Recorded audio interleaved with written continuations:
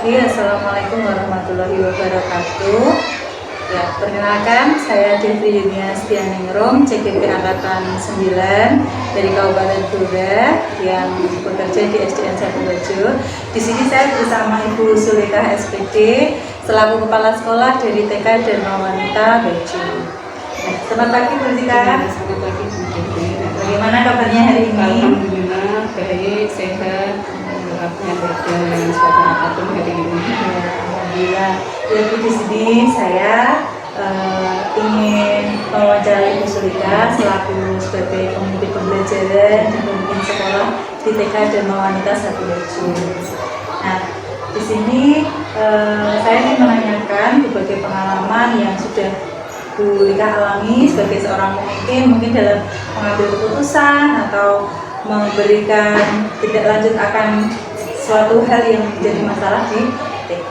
Nah, untuk yang pertama Bu Lika, selama ini bagaimana Anda dapat mengidentifikasi kasus-kasus yang merupakan dilema etika atau rujukan moral?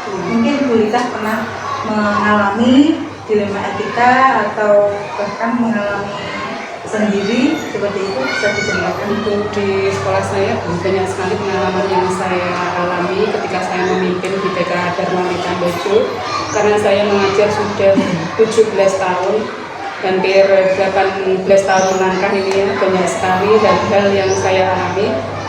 Yang pertama itu tentang TK saya ya, kan sedikit sekali jumlah murid yang ada di TK saya karena di Desa Bojo itu banyak sekali TK-TK lain selain TK saya, ada TK yayasan, hampir 4 TK.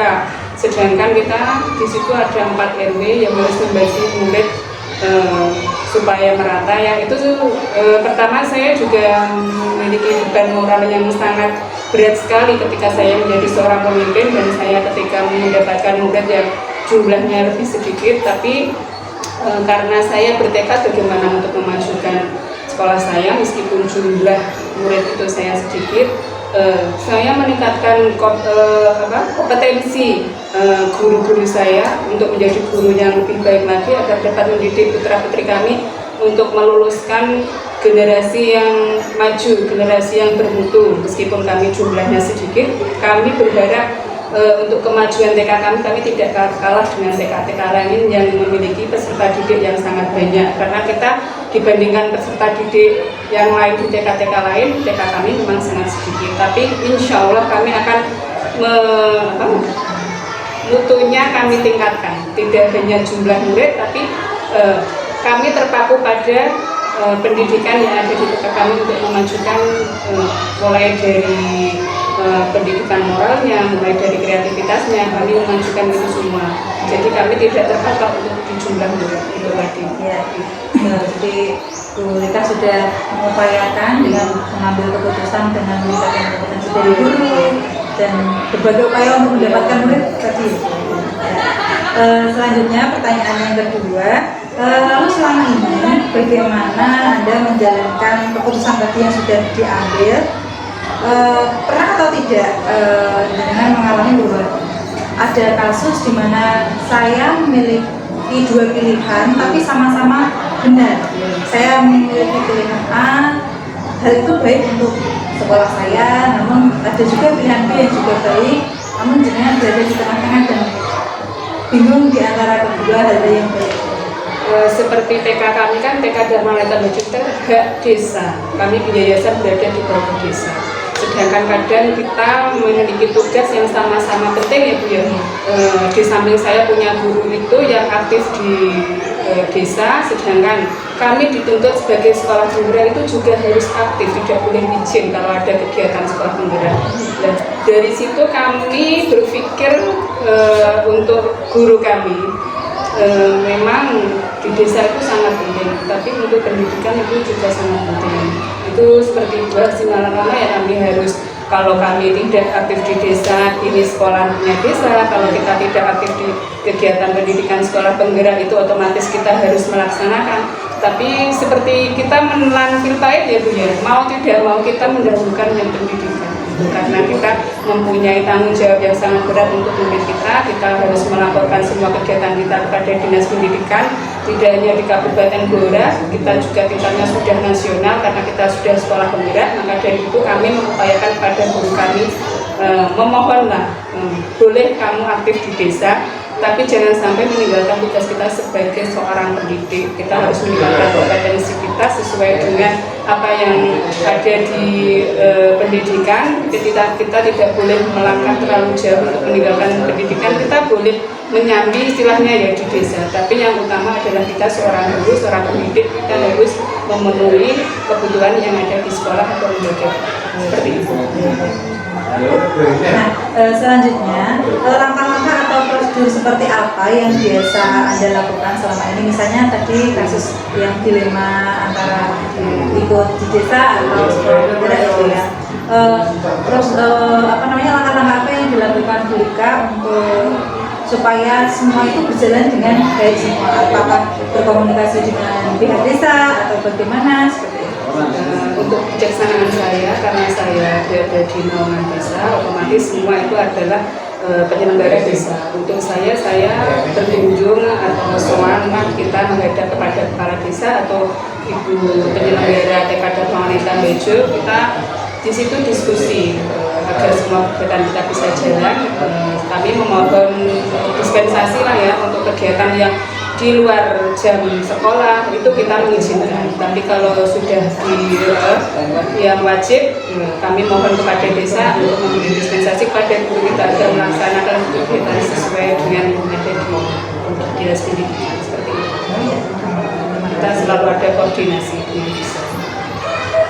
Lalu hal-hal apa saja yang selama ini Anda anggap efektif dalam pengambilan keputusan kasus-kasus pada contohnya yang tadi dilema kita tadi? Yang saya lakukan itu kita selalu koordinasi. Setiap sekolah itu punya komite pembelajaran Ibu ya. Kita selalu koordinasi dengan guru, kita selalu koordinasi dengan komite. Selalu kita melaporkan sesuatu kegiatan kita dengan kepala desa dan penyelenggara desa. Jadi kita keputusan tidak harus saya sendiri sebagai kepala sekolah harus seperti ini, tidak. Kita selalu bermusyawarah. Seperti kita satu lokasi dengan SDN 1 Bejo, ketika kita mau melakukan suatu kegiatan, kita koordinasi dulu apakah kegiatan ini nanti bisa berjalan dengan lancar. Misal SDN 1 Bejo memiliki suatu kegiatan, kita juga memiliki suatu kegiatan. Misal contoh kecil ada perpisahan di SDN 1 Bejo, kita harus ikut serta, sedangkan kita juga ada acara. Makanya kita harus mengkoordinasikan sesuatu itu dengan matang, tidak hanya dengan kepala sekolah dan guru saja, tapi menyangkut semua lingkungan dan masyarakat yang ada di sekitar TK Dharma Wanita Bejo seperti itu. Tentunya dalam mengambil keputusan sudah banyak yang dipikirkan ya. Banyak sekali pertimbangan. Iya. Apa yang menjadi halangan atau kesulitan yang dialami Bulika dalam mengambil keputusan itu, atau bahkan bertanggung jawab atas keputusan yang Bulika sudah lakukan? Hambatan-hambatan apa saja yang menghalangi itu? Hambatannya sangat banyak Bu, karena kita berbagai macam lembaga ya. Di situ kita dalam satu naungan ada SD, ada KB, ada TK, ada masyarakat.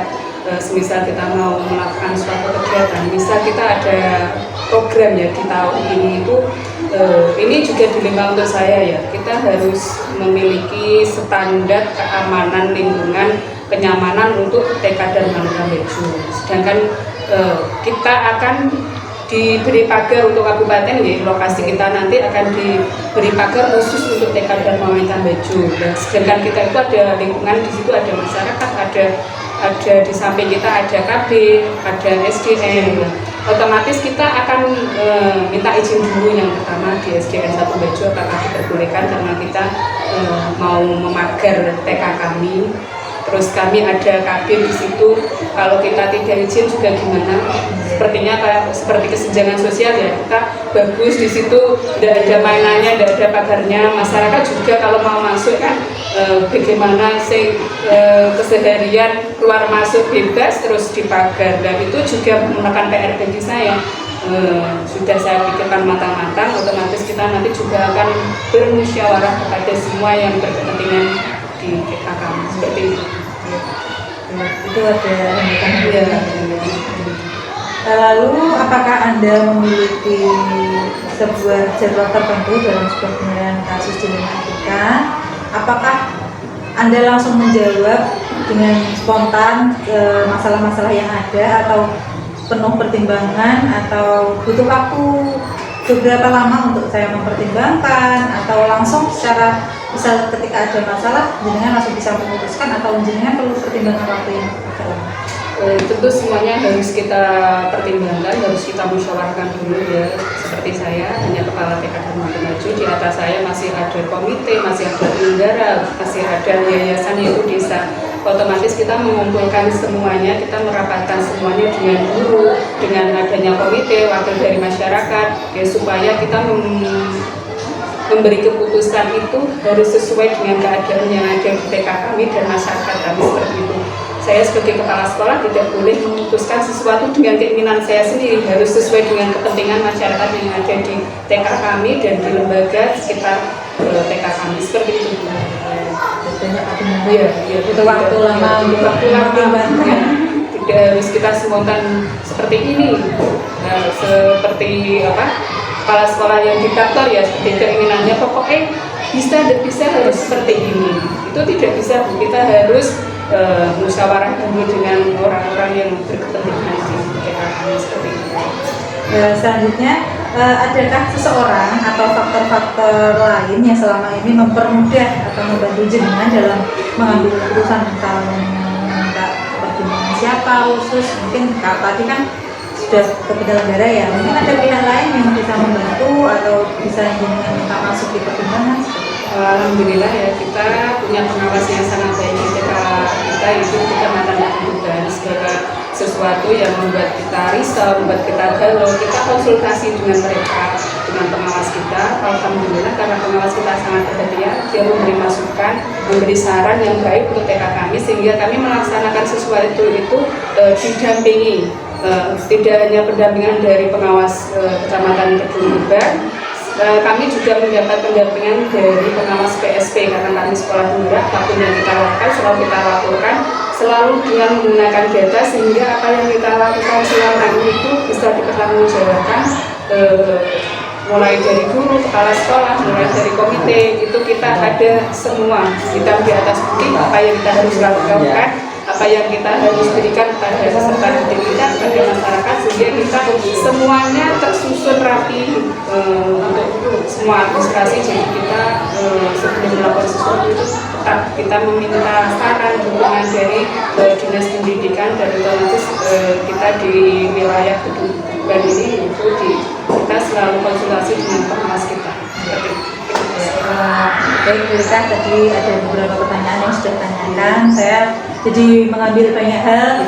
Sebagai pemimpin, jenengan pasti banyak yang dipikirkan, banyak yang dipertimbangkan, dan ada juga hambatan-hambatan dalam memimpin sekolah ya. Nah, di situ bagaimana kebijaksanaan sekolah, sebagai kepala sekolah harus mempertimbangkan banyak hal, bisa memutuskan dari apa yang benar dan benar. Anda harus memilih salah satu yang terbaik, mana yang dia dahulukan. Nah, memang benar sebagai seorang pemimpin, Bu Rika patut dicontoh. Saya juga banyak belajar dari Bu Rika. Seorang pemimpin memang harus bijaksana ya dia dalam menentukan keputusan sendiri, kepentingan orang banyak. Ya, terima kasih. Demikian wawancara kami. Terima kasih Bu Rika atas waktunya. Selamat siang. Wassalamualaikum warahmatullahi wabarakatuh. Selamat pagi. Assalamualaikum warahmatullahi wabarakatuh. Perkenalkan, saya Devi Yuliastianingrum, CGV Angkatan 9 Kabupaten Blora. Di sini saya bersama Bapak Kales selaku Kepala Sekolah SDN 1 Bajo. Saya akan mengambil banyak ilmu dari Pak Kales mengenai kasus-kasus dilema etika dan juga rujukan moral. Ya. Selamat pagi Pak Kales. Selamat pagi Bu Devri. Bagaimana kabarnya hari ini? Alhamdulillah kabar baik. Bu Devri, bagaimana juga kabarnya? Alhamdulillah baik Pak. Ya. Di sini maaf mengganggu waktunya sebentar. Di sini saya ingin meminta ilmu dari Pak Kales, barangkali sharing-sharing pengalaman mengenai etika moral, dilema etika dan rujukan moral. Nah, Di sini Pak Kalis sudah menjabat berapa lama di SDN 1 Bejo, Pak Kalis? Kalau sebagai kepala sekolah itu kira-kira hampir 8 tahun ya, 7 tahun lah. Cuma kalau di SDN 1 Bejo ini baru 2 tahun gitu. 2 tahun ya kalau itu SD, tapi pengalamannya jadi kepala sekolah sudah sangat banyak ya Pak Kalis? Sudah, alhamdulillah sudah hampir 8 tahun. Baik Pak Kalis, di sini ada beberapa pertanyaan yang nanti akan saya tanyakan. Yang pertama, dari pengalaman Pak Kalis berbagai sekolah mungkin yang sudah pernah ditempati, apakah pernah mengalami kasus dilema etika dan juga bujukan moral? Tentu hal tersebut pernah kita alami pada setiap sekolah, baik itu dilema etika maupun bujukan moral. Tentu selalu ada bujukan. Ya. Lalu sebagai seorang pemimpin, ketika Bapak mengalami dilema etika tersebut, apa yang dilakukan Pak Kalis selaku kepala sekolah mengambil keputusan untuk menyelesaikan dilema yang mungkin ada pada diri Pak Kalis ataupun dari pihak lain yang membuat bujukan-bujukan moral sehingga membuat Pak Kalis bimbang akan sebuah keputusan yang akan diambil seperti itu? Baik, tentu dalam setiap kasus itu punya karakteristik sendiri. Sebelum saya mengambil keputusan, tentu ada hal-hal yang harus saya lakukan terlebih dahulu. Misalkan saya harus pisahkan dulu Mbak, terkait dengan ini kasus dilema etika atau ada unsur bujukan moral. Karena kalau kebujukan moral itu yang sepengetahuan saya itu ada unsur salah atau benarnya gitu. Tapi ketika dilema etika ini yang sulit. Kenapa? Pasti itu semuanya benar. Nah itu yang menjadi lebih kompleks. Tentu itu ada langkah-langkah yang harus kita cermati. Yang pertama, mencoba memahami secara keseluruhan kasus tersebut. Nanti selanjutnya baru kita biasanya melakukan identifikasi, kemudian melakukan kajian sampai nanti membuat mind map ketemunya di akar masalah. Karena nanti pusat titik masalah di situ, maka kita harus menyelesaikan dari situ, dari akar masalah.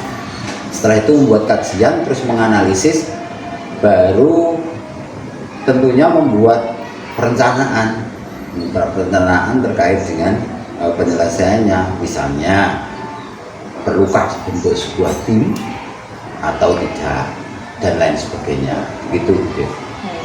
Tadi sudah disampaikan beberapa langkah-langkah yang biasa Pak Kalis lakukan sebelum mengambil keputusan ketika mengalami dilema etika dan juga bujukan moral.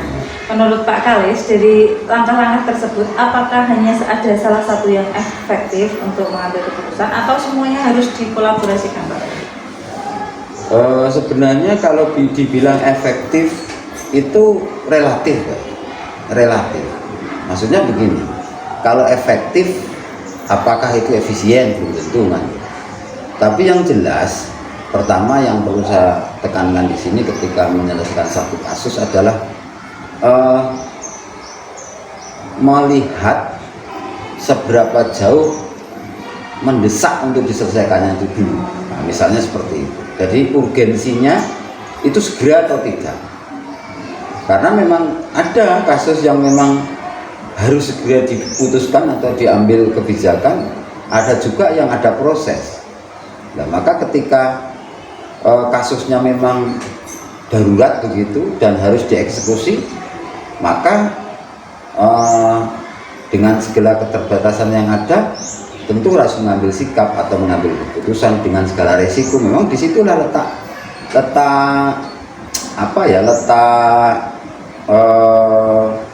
bagaimana seorang pemimpin itu memimpin gitu. Tapi kalau yang umum tentu kita membuat skala prioritas dulu. Jadi mana yang bisa diselesaikan di awal dengan melihat sumber daya yang ada, daya dukung yang ada. Kan ini sama-sama penting. Pertanyaannya adalah mana yang akan dilakukan lebih dulu. tentu kita setelah melakukan analisis kan ketemu, oh ini sudah siap ABC-nya, oh ini sudah oke AB, maka oh berarti yang harus diselesaikan ini dulu. Jadi pertama adalah tingkat keterdesakan, itu yang pertama, kemudian baru diprioritaskan terus ke bawahnya dan diikuti dengan rasionalitas kan begitu. Jadi itu masuk akal enggak misalnya kalau itu diputuskan atau dijalankan, kira-kira seperti itu. Bu, kalau boleh bisa dicontohkan Pak Kalis, pernah tidak kasus yang mungkin masih mengena dan teringat yang paling menarik buat Pak Kalis dan itu membutuhkan suatu pemikiran atau urgensi untuk menyelesaikannya yang membuat adrenalin karena dia memiliki dilema etika atau kejukan moral. Lalu hambatan-hambatan apa yang dialami Pak Kalis untuk menyelesaikan kasus tersebut? Baik Bu Devi, itu karena sekolah itu endingnya, orientasinya, muara terakhir, goal getting-nya itu adalah kebutuhan siswa. Jadi itu paling pokok. Maka saya angkat yang kemarin, kita masih ingat betul beberapa kasus ada anak yang boleh dibilang sebenarnya itu sakit gitu. Tapi sakit ini kan bagi mereka yang tahu. Kalau yang nggak tahu itu kan anaknya bandel, kurang ajar, dablek dan seterusnya. Lah, kalau saya melihatnya dengan kacamata yang berbeda, anak ini sakit secara jiwa, depresi kan. Anaknya sebenarnya kan baik, ya rata-rata kan gitu, tidak di bawah rata-rata. Tapi karena suatu hal yang salah, pertanyaannya kalau seorang guru hanya menjas saja, oh ini salah, harusnya anak itu tidak begitu, ini masalah. Justru dibalik, anak ini butuh pertolongan. Kenapa? Anak begitu tentu korbannya adalah kita, korbannya dia, penyebabnya ya kita sendiri sebagai guru maupun orang tua dan lingkungan. Tanggung jawab siapa? Tanggung jawab bersama. Nah, ketika itu ada pro kontra, karena apa? Dilemanya adalah faktanya anak ini jarang masuk, faktanya itu. Kemudian tapi di sisi lain anak ini juga butuh pertolongan kan begitu. Nah, tapi kalau misalnya anak ini diperbolehkan ujian, maka terasa tidak adil bagi yang lain, bagi anak-anak sendiri, temannya maupun wali murid kan gitu. Tentu saja juga di sisi waktu rapat dewan guru misalnya, nggak mungkin semuanya setuju, pasti juga ada yang tidak setuju. Nah, dilema inilah yang memang padahal ini harus segera dieksekusi. Kenapa?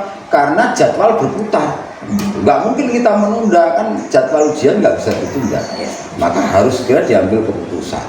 Nah, ketika itu maka saya ada batasan-batasan untuk menyelesaikannya. Satu contoh, anak ini harus memiliki yang namanya surat keterangan sakit. Yang umum kita kenal kan sakit fisik, jadi dokter umum, dokter apa. Tapi enggak, ini sebenarnya juga sakit. Saya beranalogi sebagai pimpinan, beranalogi bahwa anak yang sedang remaja yang sedang dipenjara atau orang itu boleh melaksanakan haknya, misalnya pemilu, dia ditadangi oleh panitia, termasuk orang yang banyak kita lihat di televisi bagaimana seorang remaja karena kenakalannya ada kasus.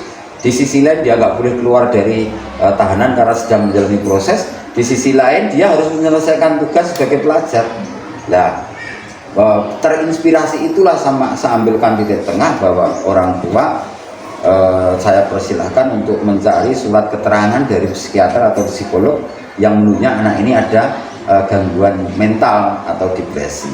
Jadi lewat pintu itu saya membuat keputusan yang orang nggak bisa nolak karena memang dia sakit, kira-kira begitu.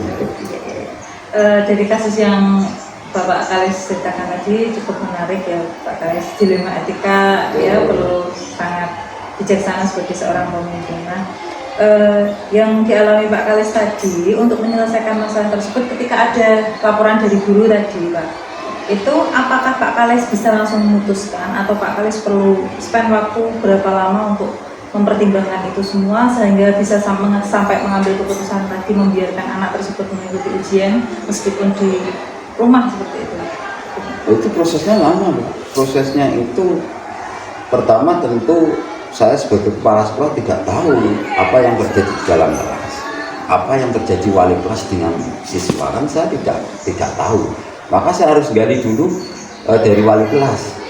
Setelah saya ajak dialog, kalau tidak salah itu ada beberapa kali, 3 kali kalau tidak salah. Itu sebenarnya saya berdiskusi itu mencari sesuatu penyebab hal itu terjadi.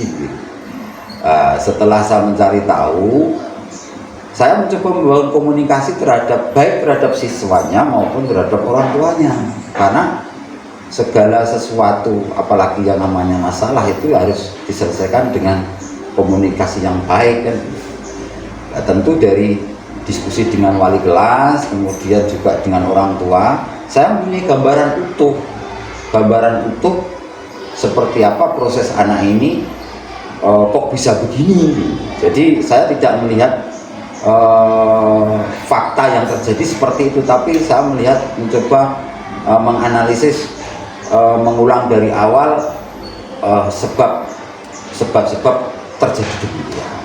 Tujuannya, maka ketika putusan itu saya ambil, saya punya data yang lengkap terkait dengan anak tersebut, dan itu bisa saya pertanggungjawabkan kepada siapapun jika nanti, termasuk mungkin sama wali murid atau siswa yang barangkali mungkin mereka dianggap diperlakukan tidak adil gitu, karena dia punya hak istimewa. Ya seperti itu kan perlu pemahaman atau perlu pelurusan.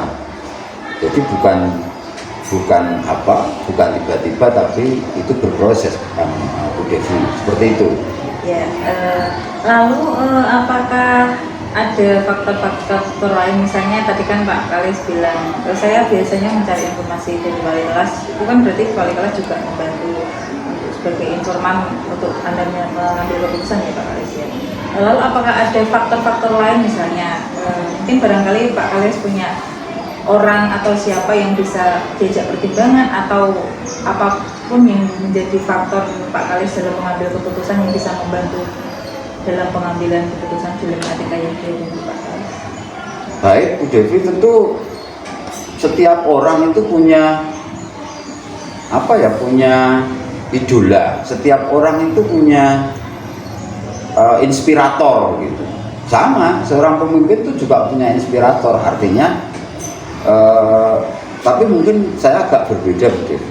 Jadi saya itu orangnya cenderung reaktif, sedikit temperamental, maka idola saya itu orangnya yang kalem, artinya tidak tergesa-gesa, tidak terburu-buru.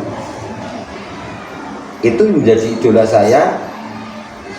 Ada beberapa orang yang mempengaruhi dalam saya mengambil keputusan terkait hal tersebut. Saya punya, kenapa saya harus memilih yang kontra dengan apa yang saya miliki, karena saya sadar betul saya ini cenderung pribadinya seperti apa. Maka ketika saya mengambil tokoh panutan yang seperti itu, menjadi tengah-tengah.